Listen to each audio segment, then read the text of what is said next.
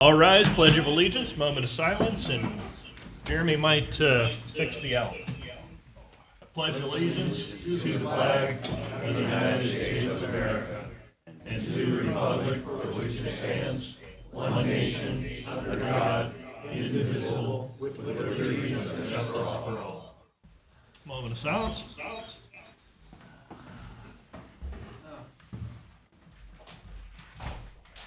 Alrighty. When we do, Jeremy, can you? It sounds like it's that one. We got an echo here. While it's getting sorted. Alrighty. We're good to go. I'll turn you back on. Thank you. Yep. First item on the agenda. Request approval of retirement of K9 Katie, authorized purchase of K9 by Mackenzie Davis Community Corrections. Morning, Mike. Good morning, Commissioners. And the puppy. We got Officer Katie.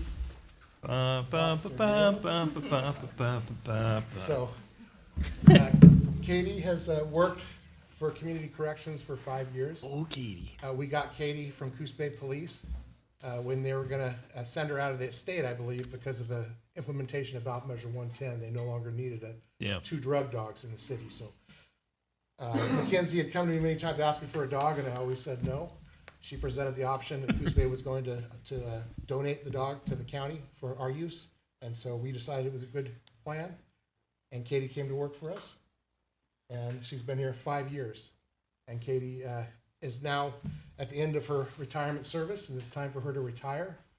After all her years of service, finding over 40 pounds of illegal drugs, methamphetamine, fentanyl, heroin, cocaine in our community. Searched many houses, searched jail, searched Minnesota houses, searched many cars, and has been an asset to the community. But now it's time for her to retire and enjoy her golden years.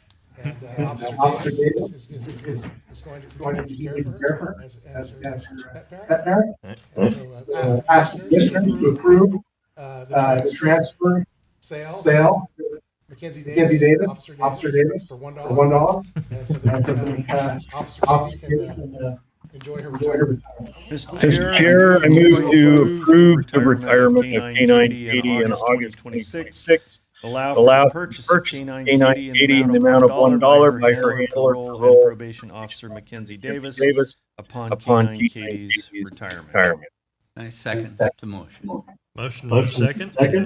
Approve the retirement of the goodest of girls. Any discussion? I'm thankful that we no longer have mounted deputy patrol. We have to bring our animals in here and retire. Is that how it was when you started?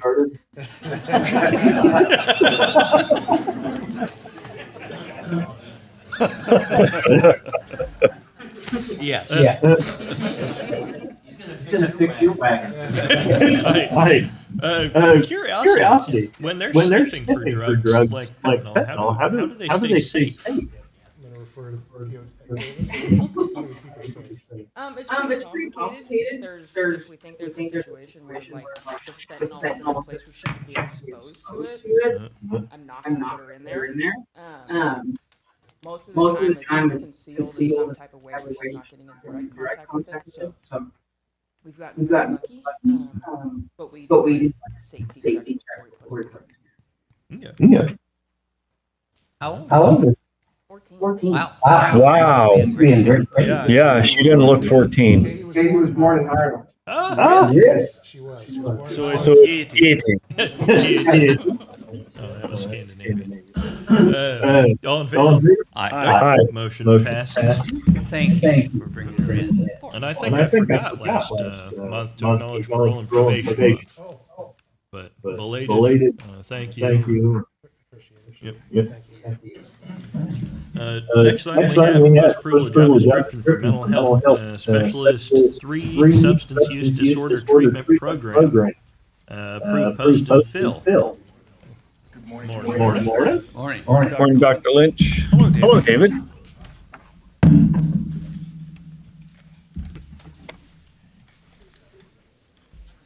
So the substance use disorder job description is, as we start to develop CCDH accreditation, this is the position that we need to help support the substance use department within behavioral health.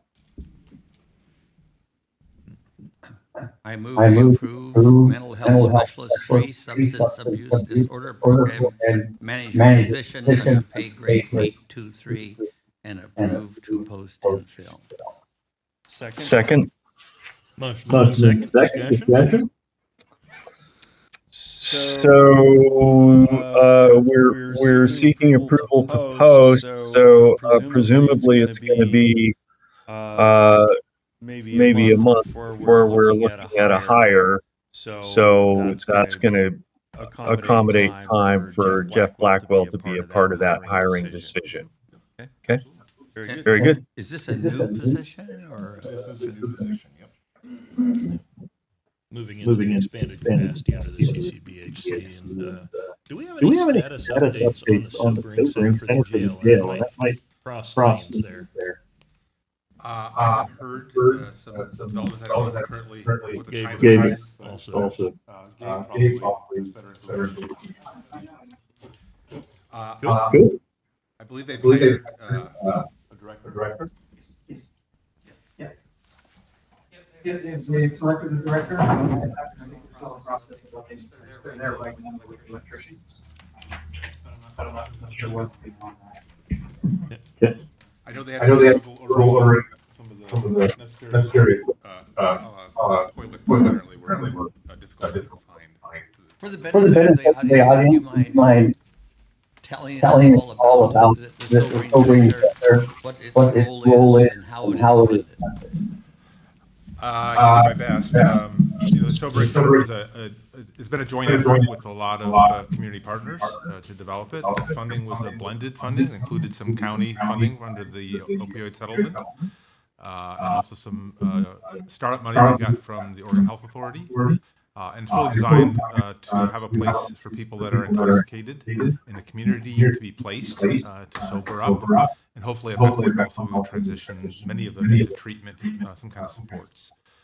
So it helps alleviate people that don't need to go to the jail necessarily, that would typically have gone to jail, or to the emergency room, which also isn't always the most appropriate place. So it really gives sort of another approach to working with people that are in the community and obviously are intoxicated in some fashion by some substance. So this has been operating in other communities for quite some time in a successful manner, including Roseburg, and we modeled this, in fact, adapt the one in Roseburg, and they're going to be running the facility here in Coos County as well. So. And to clarify, David, it's county money the county has received from opioid settlements. These are nationwide settlements, and it's a lot of money. And it's used for purposes like this. We can't use it for general purposes. But it will free up parallel capacity in the jail. It will, yes. In the hospital. And the hospital. Will it be any form of counseling available there to be able to forward these people on to needed treatment? Yes, it will be staffed by substance abuse professionals and recovery mentors. And so part of the goal when people are there is to try to connect them with treatment resources. We know that many of them will need it. And a lot of times with substance abuse, you look for, you strike while the iron is hot. And so a lot of times when people are, when they sober up in this kind of facility and they wake up, they're more open to getting treatment. Well, maybe previously they were not. So it's an opportunity to sort of get them while they're willing to do something. Because oftentimes if they leave right away, they'll be back doing what they were doing before. So. And there's a Coos Health and Wellness staff member who doggedly pursued this for years and years. What was his name? Well, Ross Packer has been the spearhead for this. He did this when he was a county employee, and then he's been with Advanced Health, and he's continued. So yes, he has fought this for at least a decade, if not more. I think we ought to that's why I brought that up. Yes. Thank you. I've known I've known Ross quite a while, and I've heard about it many times. usually overbearing. I want to point out this position, and partly we're looking at hiring now is to help. I've been doing a lot of the legwork to set up a substance use disorder program, but we also need somebody that's going to shepherd this across the finish line. Ultimately, we'll look at hiring a couple of other staff positions that'll be running the program, but we need somebody earlier on to help design and implement the process so we can get licensed, which is this process is about getting certified with the state as a substance use disorder treatment program. So. Thank you. Thank you. Okay. We have Motion and second discussion. All in favor? Aye. Motion passes. Thank you. Next one. Approval of payment for membership dues for two AOC MHP. Yeah, this is our annual expenditure related to our association, Association of Oregon Community Mental Health Programs. This organization has been vital to CHW over the time that I worked further, and it continues to be. They do a lot of work, just kind of partly they do several things. They help inform us of opportunities, grants. This organization probably helped us get several $100,000 in grants over the last 5-year period. They also keep us informed about all the changes, rule changes, legislative changes, things like that. And they also do training education. They're also helping mentor us as we apply for the CCBHC status. So they really have served multiple purposes. And if we did not have them, we would actually probably have to hire somebody at a higher cost to try to keep up with all the things that currently they help us keep ahead of. So. I agree with payment in the amount of $15,231.92 and the sign of voucher for behavioral health's annual membership dues to the Association of Oregon Community Mental Health Programs. Second. Motion and second discussion. All in favor? Aye. Motion passes. Next one, request approval of employment agreement. Lots of support today. Oh. Good morning. Request approval of employment agreement with Lindsay Cotton. No, No, that's, I I crossed. crossed one. Approval to pay additional cost to intermediate intermediate for phone service. I got distracted with the support. I think you're still thinking about the dog. Could be. So on June 29th of this year, we brought to your attention some quotes we got on telephone service. We received from the company that we've gone with, Media, we received 3 different quotes from them with different levels of service at different costs. When we went to award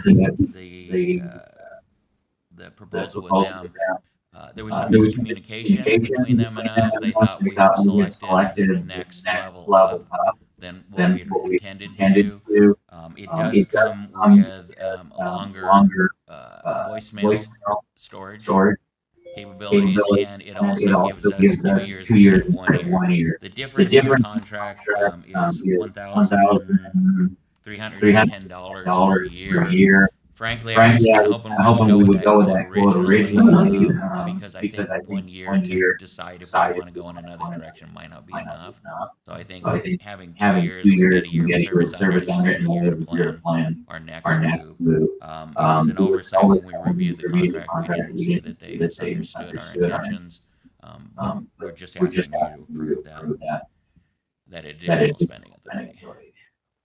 Mr. Chair, I move to approve additional spending authority of $1,310 for a total amount not to exceed the amount of $27,249 per year for 2 years of intermediate phone service at CHW. Second. Motion and second discussion. Audience. I keep forgetting to ask the audience. All in favor? Aye. Motion passes. Thank you. Thank you. Next one, approval of TOPS program agreement. Second. You do have a late agenda item? Oh, if you'd like to do the late agenda item, we can do that now. Oh, yes. Yes, thank you. He forgot about it. Never mind. Yeah. No increase.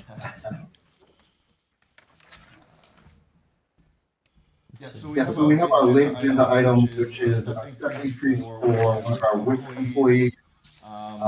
She has been crucial in the WIC program. Elsie has taken on the role of breastfeeding coach and mentor for the community, which is an additional job. So we want to reward that extra work and much needed position for our county with an increased staff. Step 3. Mr. Chair, move to approve payroll resolution 26071115P, retroactive to July 1st, 2026 for merit step increase for Elsie Ong. Second. Motion and a second. Discussion. For the purposes of public, can I summarize what WIC is? So Women in Children program is a federal program that assists mothers and families with nutrition, the baby's health, and monitors the course in the early years of the child and the family as a whole. So they do a lot of coaching on nutrition, coaching on assets to help the family in that. So that is critical role in our community. Yep. Okay. Discussion here. Discussion public. All in favor? Aye. Motion passes. passes. Thank you. Thank you. Now Now we've got 3E. approval of employment agreement with Lindsay Cotton. Now it's we're over our limit for attorneys in the room. Only my mom. Scary. All right. Good morning, everyone. Good morning. So this is what we talked about during the budget cycle with Lindsay Cotton as our new, trying to remember her title, district medical examiner. So she came down the other day. I think it's going to be amazing to get people death certificates substantially quicker, hopefully within a week instead of waiting 6 months. 6 months having been the state's speed at doing it. Yeah, it's been taking an incredibly long time. 3 months, 6 months to get people death certificates, which, as people that have gone through that process, makes it incredibly difficult to work with banks or anything. So we are requesting board approval for the attached extra health employment agreement with Lindsay Cotton, family nurse practitioner, who will be providing medical examiner services under Exhibit 1, effective July 2026. Mr. Chair, move to approve and sign for extra help employment agreement for Lindsay Cotton to provide medical examiner services. Second. I have a clarifying. Second? Yep. It's the funding sources blank on here. What's the source of the funding for the 1,500? Is it just general fund? Okay. Yeah, I believe it's just budgeted in the general fund with our budget. Okay. Just for the year. It's $1,500 per month. Yeah, the flat. Pardon me. Any further discussion? We'll be grateful to have this augmentation to your functions. Be very helpful. Yeah.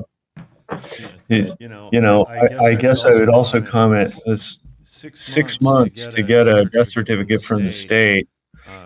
Just imagine how county services will be affected if we, for budgetary reasons, have to remand some county function back to the state. Won't that be just glorious? I've got some complaints over time about how long it takes the death cert, so this will be good. Should really help. Yep.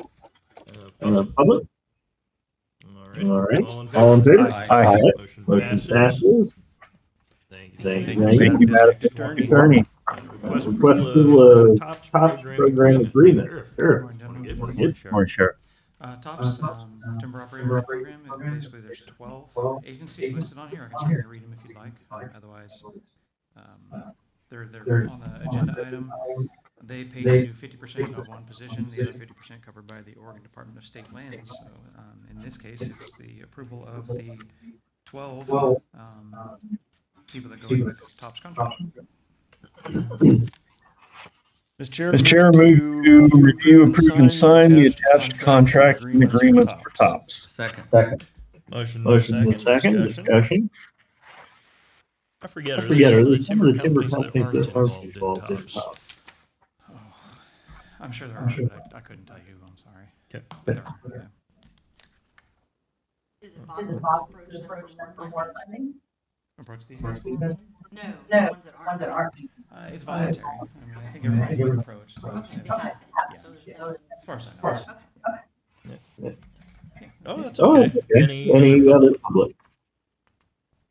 All right. All in favor? Aye. Aye. Motion passes. Thank you. Thanks, Sheriff. Thanks, Sheriff. We should be checking the late items. We do have a late item for the jail, actually. Yeah, nobody escapes. It's approval of contract with Centric Elevator and authorize Captain Meade to sign. I'm sorry, give me just a sec. Okay, just that. Ooh. Sorry, I didn't know that actually got approved on the late, but we do have it. It's a contract for bi-monthly service maintenance on the jail elevators by Centric Elevator Corps. Unfortunately, of course, we need that. Not only does the elevator bring up from the Sally Port for custodies to the booking, but it's ADA, so so they come every other month to serve it. It's this is budgeted out of 3601, and the contract is not to exceed $16,000. And we did do 3 quotes. They are by far the cheapest. And actually, It says 19,360. 9,360. So that was a bit of a misunderstanding there. I cleared that up with Captain, but it's actually $9,000. And it's the contractor we've been working with for a number of years, Centric Elevator. So. It's like the one didn't get whited out on the copy all the way there. Sorry. All right. It's all right. Okay. I have a motion for approval. Approve signing the contract with Centric Elevator and authorize Captain Meade to sign. Second. Motion and second, discussion. Public. Thoughts on elevators? All in favor? Aye. Motion passes. Thank you. Thank you. Thanks, Sheriff. Thanks, Sheriff. Request approval to renew Mimecast subscription. Now it's yours. Yeah. So Mimecast, just to remind you guys, that's our email security. It is very highly rated amongst its peers. I look at the statistic once in a while. It blocks about 95% of all incoming email. It is very effective. When we meet with auditors and they hear that we have and use Mimecast, they stop the discussion about email security. So it's time to renew that contract. The total amount, it covers both Coos Health and Wellness and the county. The county's portion is $16,615. Coos Health and Wellness's portion is $12,410 for a total of $31,025. That was an 8% increase over last year, which is very fair in the industry. I move we approve the renewal of the Mimecast subscription for a total of $31,025. Second. Motion and second, discussion. This your amount must be established at least significantly on number of subscribers. We had a formula. It is based on the number of subscribers. Coos Health and Wellness was paying a little higher portion of it just to kind of help the county out. So it's a little bit more than that. Yeah. Mm-hmm. Okay. Well, it certainly appears to be effective at shutting some emails out. Yeah. I heard there was another one going around the other day. And then one of the local counties, they had a scare. They were down for a day or two. So it's, I hate paying for this. It's, you're basically stopping fraud and theft. Yeah. I don't understand why people can't just go out and get a job instead of trying to steal something or trying to blackmail somebody. But Unfortunately, it's the reality we find ourselves in. They would invest their energy. Who knows? Right. Just by the way, if anybody receives an email purporting to be from me and soliciting contributions to my vacation fund, that email is real. You're not using your county email address for that, are you? Oh no! Okay. I did hear about that. Okay. I'm sure we all remember Curry County being down for what, 3 months when they got hacked? You know, some things were down for even longer. That was a Records process. They lost. had multiple agencies down there helping and everything. Yeah, it can be really bad. And the public? All in favor? All in favor? Aye. Motion Thank passes. you, Commissioners. Thank you. Request approval of updated noxious weed list, community development. Good morning, Joe. Good morning. She has a late. Yep. So, every year, your Coos County Noxious Weed Advisory Board goes through the list of weeds to update what should be target and what should be on your A and B list. A and B list are highly derived from state, but the target weed list comes from your local input, so community members, the watersheds, extension office. And the purpose of doing that puts us in a better place to apply for grant funding, whether it's for bike washing stations, whether it's for cost share, it's just whatever management we can put together to help fight noxious weeds. And so the yellow are the ones that are being removed from the target list, and the green are added to the target list. I guess that's light gray and dark gray. Oh, do you want color? No. We can tell. Mr. Chair, move approval for the Coos County Noxious Weed Control District Advisory Board update to the noxious weed list. Second. Motion and a second, discussion? Can you talk about funding a little bit for the benefit of the? Funding comes completely from grants. We have been successful to get Title II funding through BLM. And before that, we did receive some funding from OWEB, Oregon Watershed Enhancement Board. We haven't been as lucky with that lately because of the cuts to the funding. So we continually look for grants. We have had some small local grants from like Coos Curry Electric, sometimes the tribe stuff, depends on what project we're working on. And what's about the difference of, how much does it save a landowner? If they participate in cost share, it's wholesale, and then they participate in classes for safety, and then they get a reduced rate, so they pay 60% of that wholesale. And Jill takes this on free of charge in addition to her duties at planning, whatever we call it now. Community development. Community development, thank you. Getting old. I mean, why have 2 syllables when you can have 8? That's right. Anyone from the public? All in favor? Aye. Motion passes. So we were drinking something. Yeah, that was good. It's just water. You had two late ones. Approval of revised job description for building tech. Approval to advertise and fill position.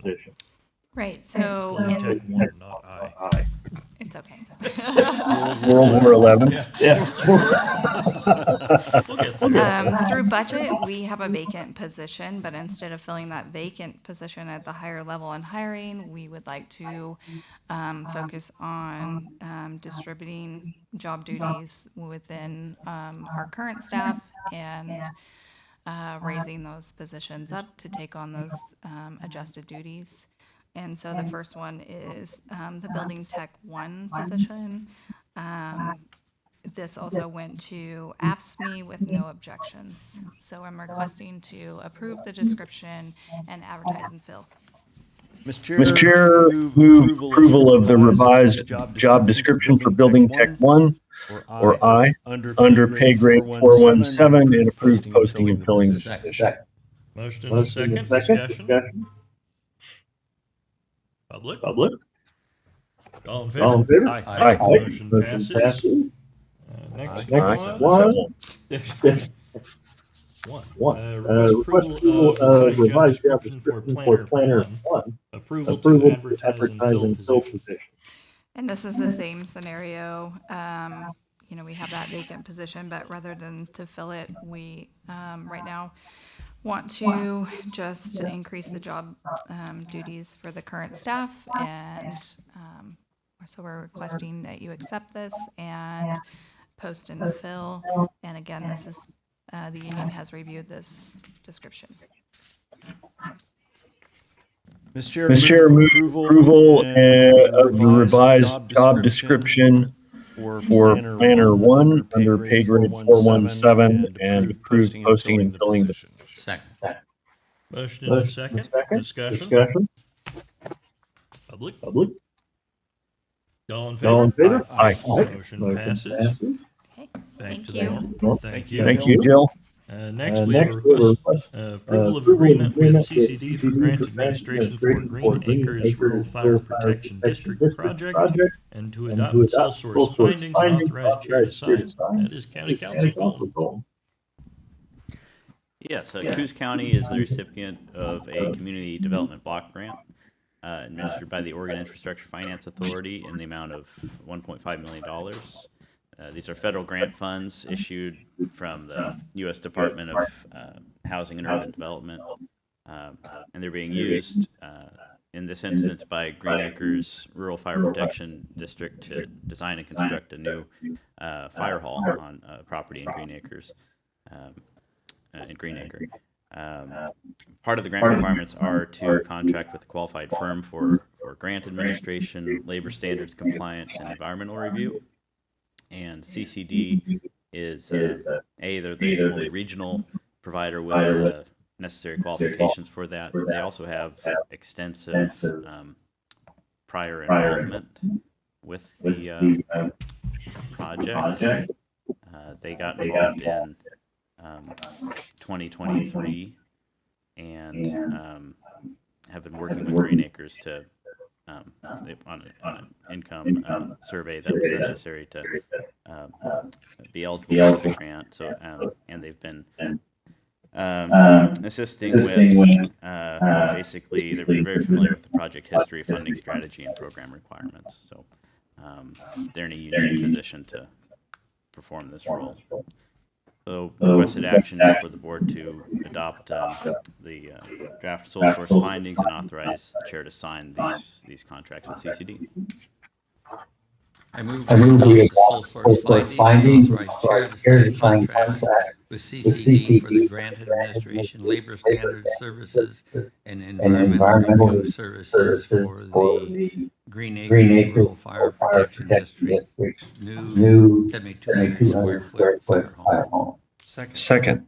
Motion and second, discussion. Public? All in favor? Aye. Motion passes. Next one, request approval of order establishing priorities for maintenance for fiscal year 27. Yeah, this is just flows from our budget making process as part of risk management. Our departments are submitting project prioritization lists for BOC approval to prepare for any potential tort claim. By taking these steps, we're providing ourselves with discretionary immunity defense. You know, we don't have enough money to address each and every one of these projects, so we have to set priorities. So this order relates to the maintenance department. There's a proposed repair and maintenance schedule attached to the order as Exhibit A. I ask the board approve order 2607031L. Mr. Chair, move to approve order 2607031L. Second. Motion Motion and and second, second, discussion. discussion. I I appreciate very much that the foresight that precipitates this kind of order. Clearly we don't have the resources to do all of the maintenance that really is needed. And so having this in place is significant. So thank you for that, Colton. Did you come up with that idea by yourself? No, I wish I could Okay. claim it, but I'm not sure who did. I know Nat was doing it back in 2019.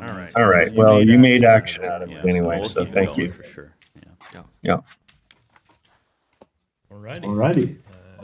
Any further? Public? Public? All in favor? All in favor? Aye. Aye. Motion passes. Next one, request approval of order order establishing priorities for parks. Fiscal year 27. Same deal? Same deal. This is a schedule of repair, maintenance and repair schedule for our Parks Department. Mr. Chair, move to review and approve order 26070332L. Second. Motion and second, discussion. Public?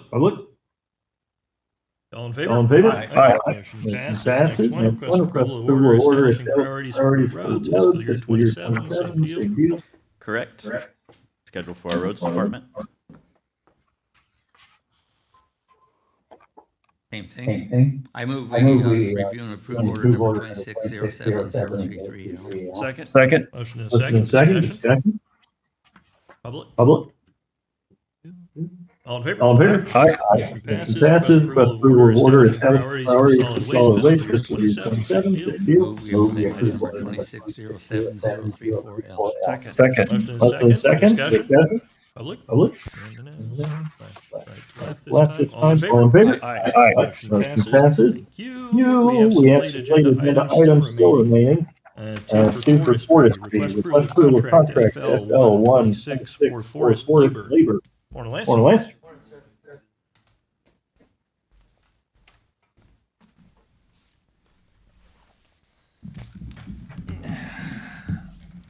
Quotes were solicited for performing approximately 3,700 hours of forest labor on Coos County forest lands. Quotes were received with Ride Tracer Inc. submitting the low quote of $40.49 per hour. See the attached bid results. I move we award contract FL-1-26 to Ride Tree Service Incorporated, quoted price of $40.49 per hour. Second. Motion and second, discussion.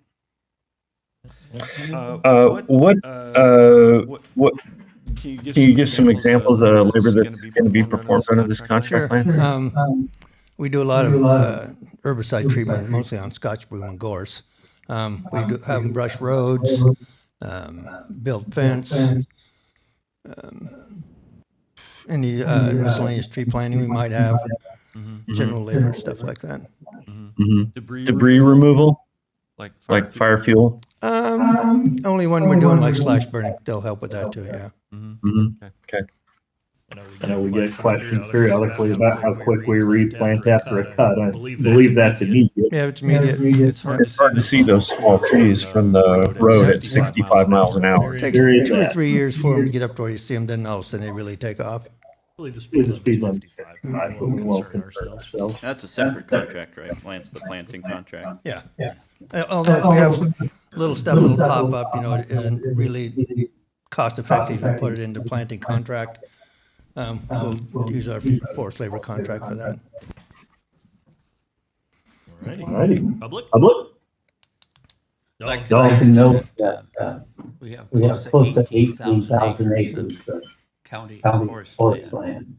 And our forestry staff consists of Lance, an assistant forester, a laborer, and a office manager. They do a very good job. All in favor? All in favor? Aye. Motion passes. Next one, request award of contract ST 126 for aerial spraying. Still Lance. Quotes were solicited for aerial application of herbicide on approximately 258 acres of Coos County Forest Land. One bid we just received from Pacific Ag Services Northwest LLC at $50 per acre. Move we award contract SB number -1-1-26 to Pacific Ag Services Northwest LLC at the quoted price of $50 per acre. Second. Motion and a second, discussion. If you want to come to the mic and introduce yourself 2 minutes. James Bennett, Mandan. I mean, I know you guys probably can't do anything about it, but these anti-intuitive forest management practices that we're using and spraying glyphosate, I mean, it's insanity. It's insanity. That one of the contributing factors to these fires is there's so much fuel, and the glyphosate it's poison, guys, and we're getting it in our water table and everything. I'd like to see us find another way to do it. Like I mentioned once before, some communities are using goats to clean the underbrush, and they section it off with fences and electrify it with a car battery, and they have a couple of great, dogs. But this isn't working. What we're doing now, as evidenced by what we're seeing. So, anyway. Thank you, Jay. Do we know counties use goats? No, but I've mentioned this before, is goat seedlings. Yeah. Oh. They're not going to ignore our seedlings. They'll eat those too. Okay. Doesn't hurt to keep looking. Turns out baby fir trees taste good, I guess. Yeah, goats will eat just about anything. Yeah, they will. Yeah. Any further public? All in favor? Aye. Motion passes. Thank you. Last one is one of mine. Request approval of letter of support for alternative use activity. I don't think it went out in the packet, but I made some copies for you. Thank you. Those. Nutshell, they're looking for applying for a grant that'll give them funding to partner with OC3. Believe that used to be the Rural Oregon Continuum of Care. Director being Brooke Matthews. I'm familiar with her work, and that funding for their particular side is youth housing, stability, and self-sufficiency. And the YOU is Youth of Oregon United, is also as an agency specifically focused on housing stability for youth, becoming self-sufficient. And the short loop, and somebody put it to me, is to help youth become taxpayers, not tax burdens. Before you have a motion, this is a great organization, and they do good work. I'm wondering if it would give a little more weight to the support if this came from the Board of Commissioners as a whole instead of just one. Yeah, I made a copy of the one I filed, but it's on the back of your agenda. it's on the back of your agenda. I'm sorry. No, that's a copy of the one I filed because it's just dramatic changes. Here we go. Okay. I was going to make the same point. Thank you. So, Commissioner. I move we sign the letter of support on behalf of the full Board of Commissioners. Second. Motion and a second. Discussion. I'll just note for purpose of public, alternative youth activity as an agency is focused on working with at-risk youth. They are basically the last safety net as a child. If they don't make it at high school, if they don't make it at the next step, AYA is the last place they end up, and kind of that last shot. As far as sheltered housing, they're the second largest provider in Coos County, second only to Area First Step, which is a sobering program. Represents the challenges we have as a county, as our two biggest shelter programs are youth in trouble and drugs on drugs. And trying off of drugs, I should clarify. That's their function. Yeah. Any for discussion other than me talking? Public? All in favor? All in favor? Aye. Motion passes. Thank Thank you. you. Takes us to consent calendar. Mr. Chair, move approval of the consent calendar as presented. Second. Motion and a second. Discussion. Public? All in favor? All in favor? Aye. Aye. Motion passes. Thank you. That takes us to commissioner reports. I think You're up first, Rod. Seems like. So, So, 2 weeks ago tomorrow, the Coos County Fair kicked off once again, and as anticipated, it was quite good. The fair volunteers, fair board worked together and collaborated to create, I think, a continuation of the upward trend of the fair. It was not perfect. There were a couple of different hiccups. There was one regarding admissions. The fair board intended policy was not properly implemented at the gate, and there were some people who ended up having to pay a full fare for children, little children, and that was unfortunate. Created quite a bit of controversy, of course, on social media, which is always the abode of those who are quick to criticize and slow to jump in and offer any kind of assistance, like volunteering themselves. But anyway, they got that straightened out in short order, and so thanks to the fair board for that. The animal operations went great. The carnival was good. Did hear some comments that it would have been nice to have a few more rides there. I don't disagree with that. We do have limitations on space and funding, but overall, I'd say it was an exceptionally good fair, and certainly a good time was had by many there. And the weather was nice. One other update on the fair is, I said this in the meeting last week, but not in a BOC meeting yet, about the basis for Border Patrol, who had a medical emergency on the stage during the show of the fair, and he, as of yesterday, was awakened and being himself.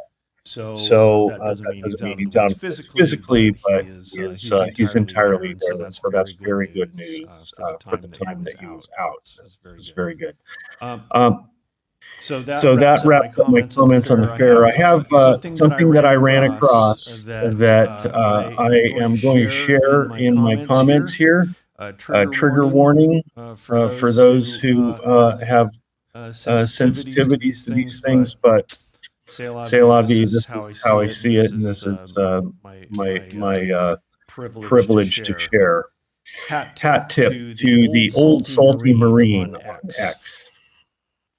I woke up, and as I had my morning coffee, I realized that everything's about to change. No matter how I vote, no matter what I say, something evil has invaded our nation, and our lives are never going to be the same. I've been confused by the hostility of family and friends. I look at people I've known all my life, so hate-filled that they agree with opinions that they would never express as their own. I think that I may well have entered the twilight zone. You can't justify this insanity. We have become a nation that has lost its collective mind. Points. If a man pretends to be a woman, you're required to pretend with him. Somehow it's un-American for the consensus, or somehow it's un-American for the census to count how many Americans are in America. Russians influencing our elections are bad, but illegals voting in our elections are good. It was cool for Joe Biden to, quote, blackmail the president of Ukraine, but it's an impeachable offense if Donald Trump inquires about it. People who have never owned slaves should pay slavery reparations to people who have never been slaves.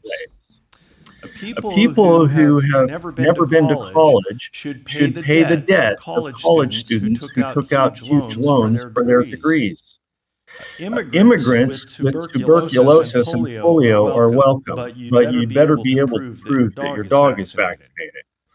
Irish doctors and German engineers who want to immigrate to the U.S. must go through a rigorous vetting process, but any illiterate gangbangers who jump the southern fence are welcome. $5 billion for border security is too expensive, but $1.5 trillion for free health care is not, free in quotes. If you cheat to get into college, you go to prison. But if you cheat to get into the country, you go to college for free. People who say there is no such thing as gender are demanding a female president. It's interesting. We see other countries going socialist and collapsing, but it seems like a great plan to some of us. Some people are held responsible for things that happened before they were born, and other people are not held responsible for what they're doing right now. Criminals are caught and released to hurt more people, but stopping them is bad because it's a violation of their rights. And pointing out all this hypocrisy somehow makes us racist. Nothing makes sense anymore, no values, no morals, no civility, and people are dying of a Chinese virus, but it is racist to refer to it as Chinese, even though it began in China. We're clearly living in an upside-down world where right is wrong and wrong is right, where moral is immoral and immoral is moral, where good is evil and evil is good, where killing murderers is wrong, but killing innocent babies is just okay. Wake up, America, the great unsinkable ship Titanic America has hit an iceberg. It's taking on water and sinking fast. The choice is yours to make. What will it be? Time is short. Make your choice wisely. Thank you. John? Don't have a lot. I want to repeat what Rod said about the fair. And I want to recognize Rod as liaison to the fair for the amazing job he's doing down there. The fair has one county employee. Everything else is volunteer, except for some part-time help, picking up trash, emptying garbage cans, cleaning the restrooms during fair time. They're moving the fair in a great direction. Thank you for that. Note that we agreed to work with the Charleston Rural Fire Department to administer a block grant with them, like we talked about today with the Green Acres Fire Department. That will happen probably next year. We hired a new Coos Health and Wellness Director. I'll let Drew deal with that. He's the liaison to that department. And that's all I have. Okay. New Coos Wellness Director has been hired. He is moving back to the area. He is originally from Coquille. He's a retired lieutenant commander, career with the Army. In the medical corps, and we're looking forward to having him come home. Some of the work last week. And I should thank Rod as well for the work at the fair. Operated equipment down there and a lot of time in alongside him. Thanks, Mr. Chair. More work last week on the U.S. Forest Service land surrounding the cemetery in Lakeside. The sheriff and I had a call with both senators' offices and our House Rep's office this last week about that property. Forest Service is saying they went out and patrolled, they didn't find many camps. I reminded them that's because the people of Lakeside just cleaned up 10,000 pounds of garbage out there, so that might be why they didn't see camps. And we've got a discussion going on how they're going to keep that area cleared out. It's one of the leading areas for fire start. U.S. Forest Service responds there frequently because of that. I've been out there a couple times looking around. I think 16 dogs were rescued from one of the camps out there. 8 of them were in a tent in hot weather. A lot of folks out there should, in my opinion, be receiving care somewhat, living out in those woods. But that's moving forward. Talking with them about maybe contracting for deputy to keep that area secured. Department of State Lands has authorized another one half of a deputy. So that is the full deputy Department of State Lands is paying for now, patrolling some of the woodlands. We've got the topic I brought up before around percentage of income tax coming back to cities and counties of origin is still moving forward. The Association of County Staff now has that proposal as I've drafted it with the formula I prepared. And the League of Oregon Cities has received it now as well, and their staff are reviewing it. Concept there being it's not an increase in our taxes, but it is a requirement that the state return a percentage of income tax back to where it came from. Right now, cities and counties are only funded by property tax, which is capped from measures that passed in the 90s. This would bring income tax percentage back to the community. And for context on increases from 2013 to 2023, property tax increased revenues went up by about 68%, whereas income taxes went up closer to 112%. So I have a feeling the state can afford to return some to our communities. And it gives us a little more independence because we know what we need. Working with ODOT around camp cleanup within their right-of-ways, something that I've brought up that came up before. Well, it's been some years now, but we have an issue, obviously, with homeless camps throughout the county, and some of those are put within ODOT's right-of-way. Some years back, there was an individual camping in some grass, and ODOT was doing its usual cleanup of its right-of-way, and they didn't notice him in time, and he didn't wake up, so he got run over by a lawnmower. So it is a safety issue for those folks as well, and an important issue for the community to keep those areas kind of clear and presentable, and that was a terrible thing. Are you done? I'm sorry. Yeah. Okay, I just had one other thing to add. I didn't mean to. No. I just wanted to also acknowledge that last week there was a Coos County Republican Party meeting, and Commissioner Farmer joined that meeting to share some comments and perspectives, and it got a little bit heated, and I could see that it was clearly not a comfortable space for Chair Farmer to be, and he handled himself with poise, grace, and a skillful articulation of the issues in the light of misinformed opposition. And so I just wanted to congratulate you for that, Thank you, Chair Farmer. Good It's job.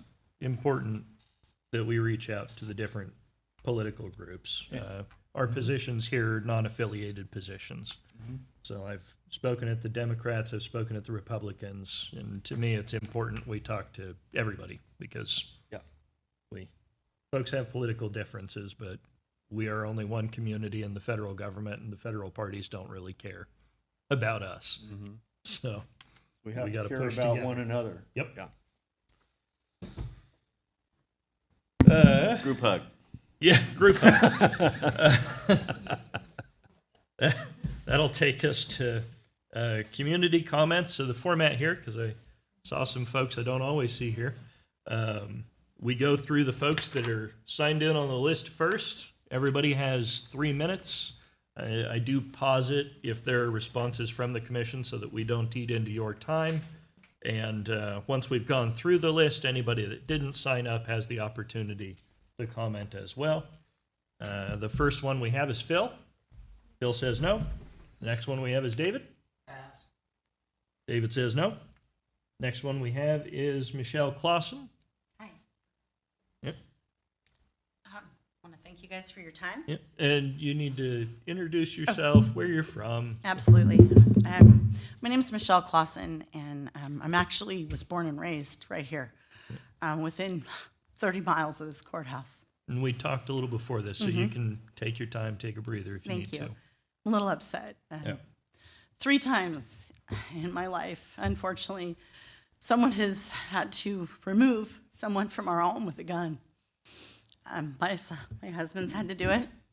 My middle son, decorated war veteran, had to do it here in our town.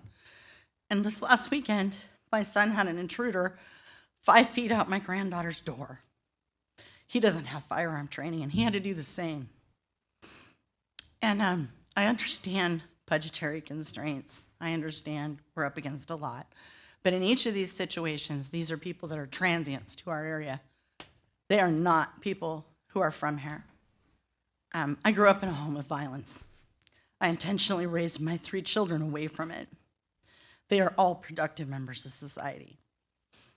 I worked with the homeless population for 12 years. I worked in law enforcement. Put in the position that any 3 of them were, I would have taken the shot. I wouldn't let somebody within 20 feet of me anymore. My brother was murdered in this county. I've had to give a victim's impact statement. And I guess the reason I'm really upset is this man was charged with simple trespass. Trespass. That's not acceptable. So I'd like some follow-up on that. My son's keys are still missing. He has to change all his locks. He has to redo everything. We don't know if they're in police property. We don't know if they're in a ditch somewhere. No child should wake up to screaming and dog bites and police lights in their yard. I don't have a lot of solutions. I'm sure you don't either. It's a multifaceted problem.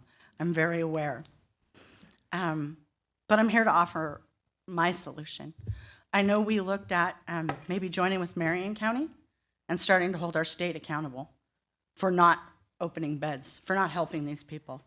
Nobody wants to have to kill someone. I would hate for any of my children to have to live with that. I would have felt much worse if my granddaughters would have woken up to somebody splattered all over their living room. Or worse, he wasn't. So I would like for us to explore that again, bringing the state some accountability. I'd like to understand more about what Coos County Health and Wellness is doing to keep these people medicated, to help them. I understand they have rights. They're human beings. Nobody should live the way they live either. I guess the only solution I have is I'm here to advocate for my family, but I'm here to help you too. I understand you guys are in a position, but we're about to be real close friends. I'm going to spend a lot of time here. Whatever I can do to help you to make our community safer, I'm willing to do. I'm tired of going to the ATM with pepper spray. I order my groceries online so I don't get accosted by the bottle machine people. And a lot of them, we know who they are. There are local problems. We went to school with them. That we know who they are. It's this transient population that comes through every year. And it seems like all of us, my family anyway, every time we were broken into, transients, summer trash is what we call them. So what is the solution? What do we do here? Beyond trying to we lock our doors. Paul Frazier taught me the most valuable thing I have are the people within my home. So what do we do? How can we help you to do better? Because somebody has to be held accountable. I mean, this has got to stop. And I'm frustrated. I mean, I tried to get the sheriff's department to serve paperwork on my brother, who's threatened me for years and years and years. They couldn't even find the right driveway. Like, come on. I'm frustrated. I want you to tell me what I can do to make our community better. We've done community watch. I've led that before. What do we have to do? How can I help you to help us? Because somebody's going to die. I don't want to be on the other end of that trigger any more than anyone else I think in this room does. But it's just where we're going.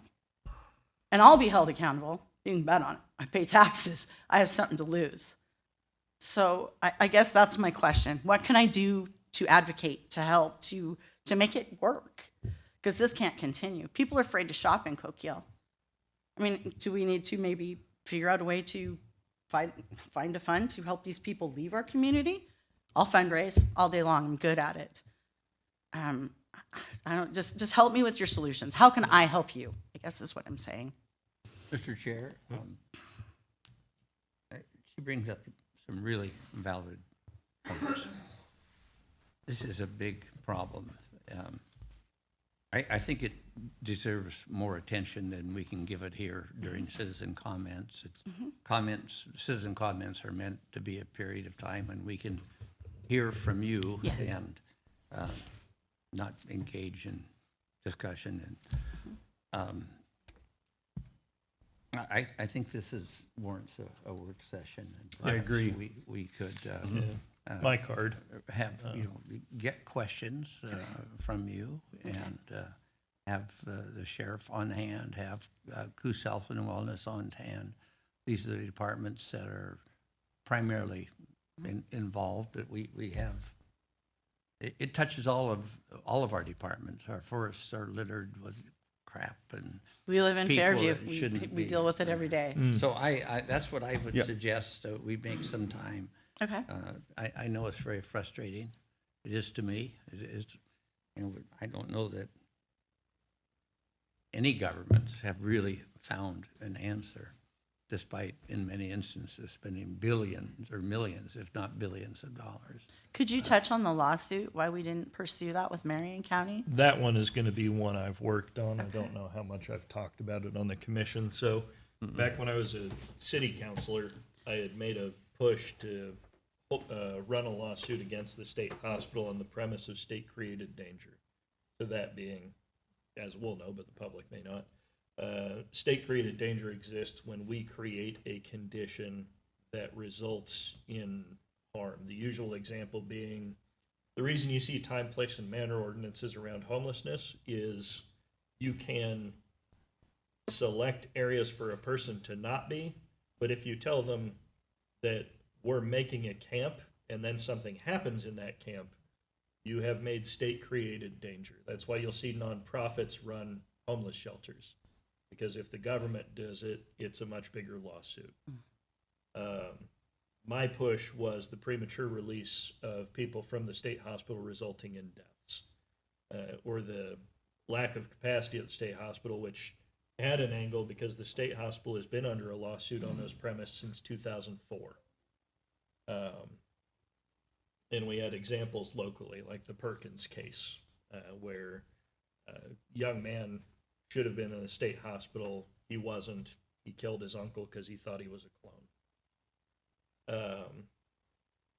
Marion County is running on that.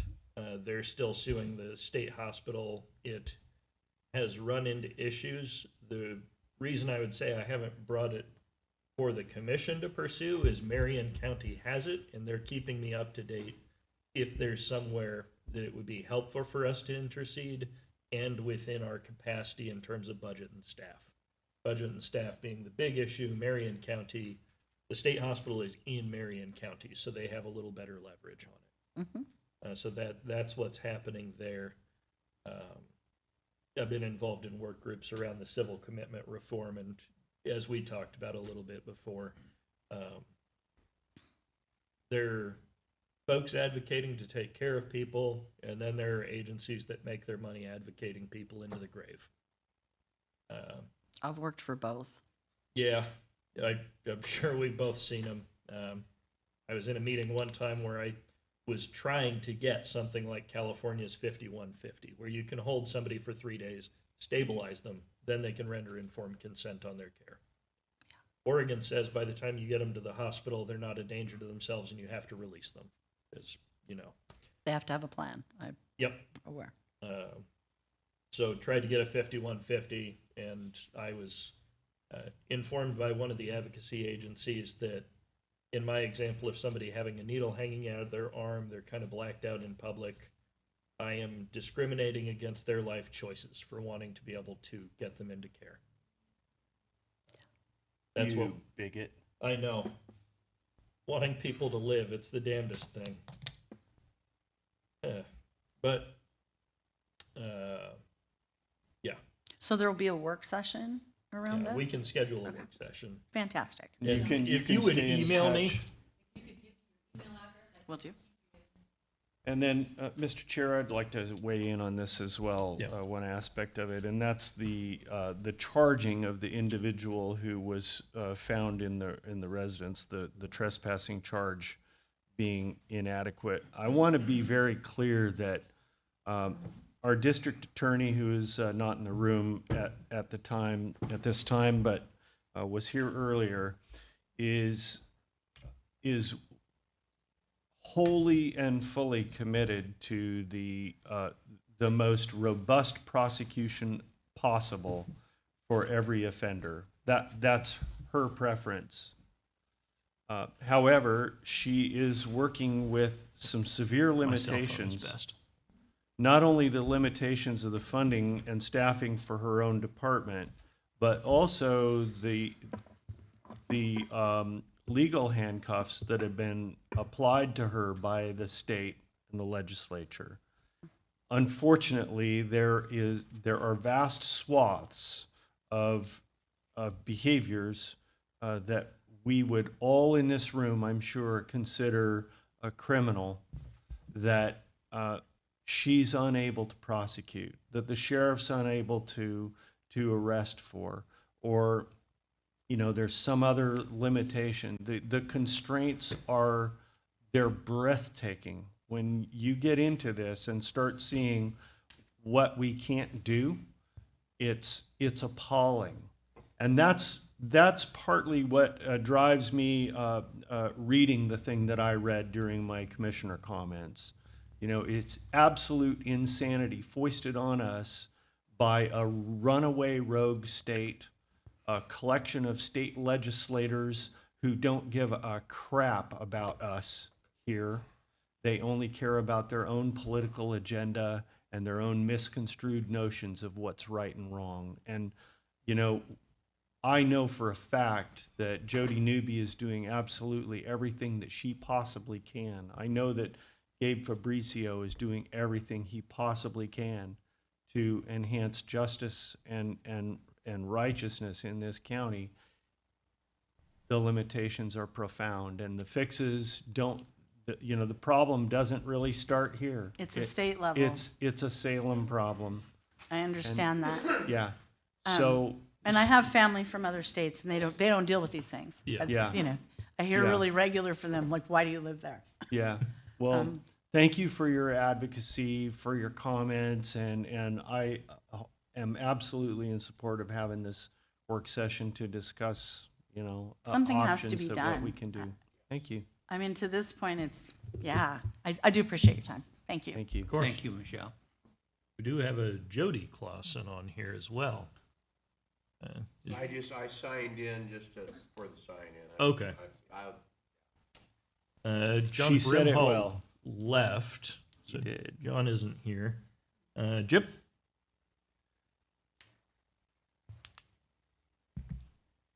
James Bennett, Bandon.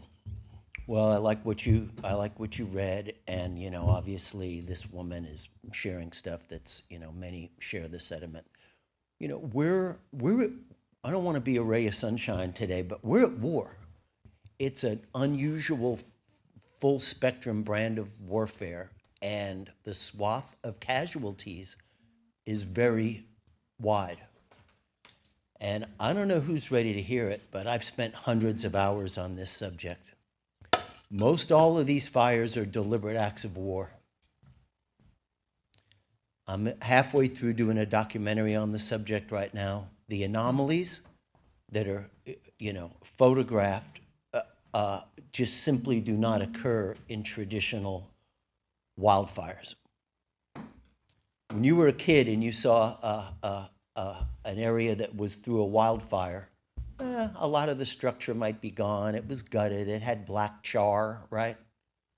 These are telltale white ash with most of the photos show green trees all around the neighborhood, but the homes are not black char.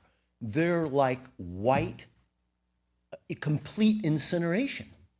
I mean, wildfires burn when the conditions are really hot, maybe 14, maybe 1,500 degrees. Glass begins to get molten at 2,000 something. You look at these homes, there's no glass. My home that burned in Sonoma County, we couldn't reuse the foundation. When you put metal in your microwave, it superheats the metal, right? When a lot of these fires, the hinges and the hardware and the nails, you can tell by investigating the guardrail that the metal was superheated and it emanated from that, not from the outside in. The reasons they do it, you've heard me talk about UN Agenda 21 Sustainable Development. That's the globalist blueprint. It provides for rural cleansing and even suburban cleansing. It's about moving the people into high dense urban areas, and the people aren't going to do it willfully. So they defund rural services, get rid of, as I've said, tourism, sources of employment and commerce, often through abusing the Endangered Species Act, anti-intuitive forest management practices. We're at war.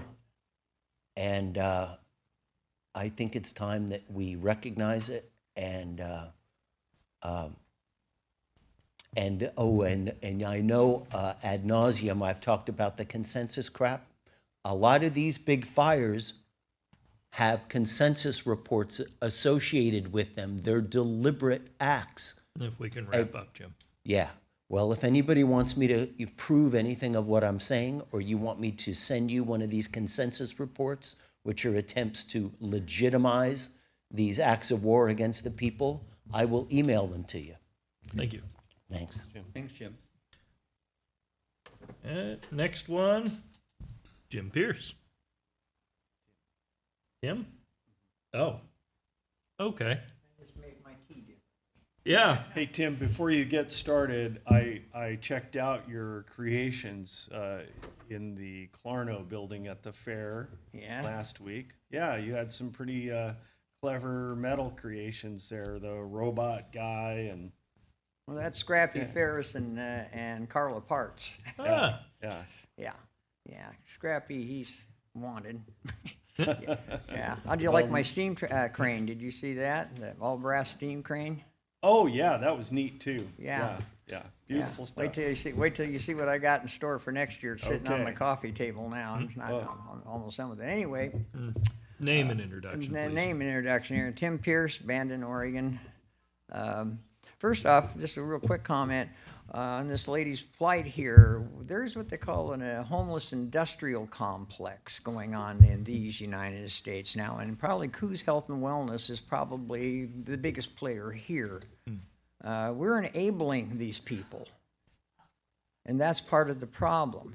With our tax dollars, SSI is something that a lot of these people receive, but that didn't even come into being until I think around 1968. It was not an original part of Social Security.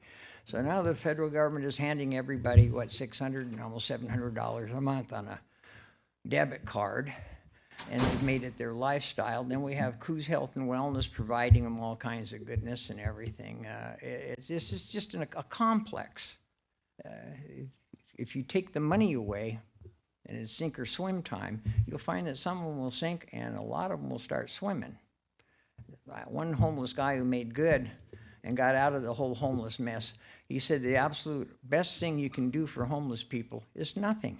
He says, except for one thing, give them hope. No food, no clothing, no anything except hope.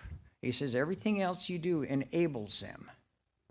And this is why we have this problem. We keep pouring money into it. Look at how much money the state of California poured into it. What did they get? More homeless people. They didn't get less, they got more. Now I'm done with that. I want to talk about this RV park that's going on in the hood. That I noticed that last time I brought up about them spraying gorse around there, and somebody with silver hair alleged that it was probably something to do with noxious weed abatement. Well, last week or so, here's a backhoe over there digging a great big hole in the side of the hill. I have no idea what that's about, but it's alleged that they're not doing anything on basically, I'd say, the north side of the road there, because they got their little project going on the south side. I don't know what that's all about. Come ask. Pardon? Come ask. I'll tell you. Come ask and you'll Come ask me. I'll tell you. Okay, you'll This tell me. is not a You're right, discussion but I mean, thing. I just thinking, I keep hearing stuff and I'm thinking, well, I don't know, something's wrong here. But anyway, that and like I mentioned, the SSI thing, we're handing people money that didn't even contribute. That started during good old Lyndon Baines Johnson's administration. Right now they claim Social Security is broke. Written into the Social Security Act of 1935 allowed Congress to raid any surplus money that was in Social Security fund. So here's what they're doing. They're taking and raiding any surplus money in the Social Security fund, issuing a treasury bond, which is an IOU for that money that we already paid. Now we have to pay 2.5% on the money we've already paid. Now they have stolen 2.7 trillion with a T dollars out of Social Security, and then they allege there's no money for it. Meanwhile, they have no money. The government has no money, so there's only two ways that stolen money can be replaced, and that's either through higher taxes or printing money, which is like a tax on everybody. So, we need to be watching Social Security because they're stealing our retirement. Anyway, thank you for the time. Thank you, sir. Thank you, Tim. I claim clarify one thing with Coos Health and Wellness. My primary field in social services was supported employment, and it's kind of the forgotten child of social services usually because it's the part of the pipeline that moves people out of social services into independence. Example, with Measure 110, they barely invested in it. But Coos Health and Wellness does receive funding through Medicaid to run a program called Working Wonders. That works with people who have severe and persistent mental illness, connects with at least each case manager, connects with at least 6 business owners every week. At least that's what I did when I was there. And they usually run about 3 case managers with a caseload of up to 20 people at a time, often pretty close to 20. So there's a significant portion, at least on the mental health side, that is trying to get people jobs, get them independent. A person on Social Security is incentivized to work because they make more money if they work. The rate is, at least the last time I took the training, they disregard the first $85 you make, and then for every $2 you earn, they take $1 out of your Social Security. And you keep your Medicaid so that you can get the medical care. But if anyone is interested in helping some of those folks get into an employment and independence, you can contact Coos Health and Wellness, you can contact Working Wonders, and give them a lead on a business that would be willing to give somebody with mental illness a chance. That's a way folks can help with that system. I know a lot of businesses, especially Ashworth's was always a great one, giving people a chance. Pacific Seafood out in Charleston was a massive one, giving people a chance. But then there were folks that would come to council meetings sometimes, and I can think of at least 2 business owners who came in and told us those people just need to get jobs. And when I went and talked to them, they said they didn't want to hire those people. So that's the other challenge. Finding businesses that will step up to their word sometimes, but most businesses will. We ran through everybody that's signed up. Do we have any other public comment? And anybody online? That being the case, meeting adjourned.